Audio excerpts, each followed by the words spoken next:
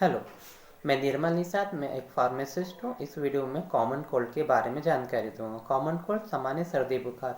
सामान्य सर्दी में क्या दे सकते हैं? सेट्राजिन टैबलेट है, एंटी एलर्जिक है। ये टैबलेट एक एक टैबलेट सुबह शाम दे सकते हैं। और बुखार होने पर पैरासीटामोल टैबलेट, बुखार हाथ पैर दर्द बदन दर्द में पैरासीटामोल टैबलेट दे सकते हैं।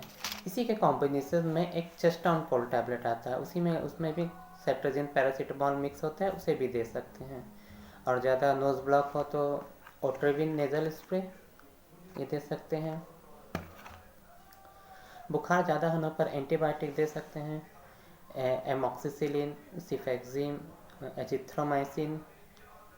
और खांसी होने पर बेनाड्रिल कफ सिरप हो गया, ग्लिनिंटल सिरप, एस्कोरिल सिरप ये दे सकते हैं।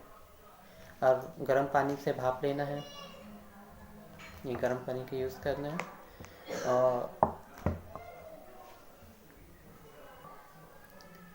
और एंटीबायोटिक का यूज़ डॉक्टर की सलाह से करें। Thank you.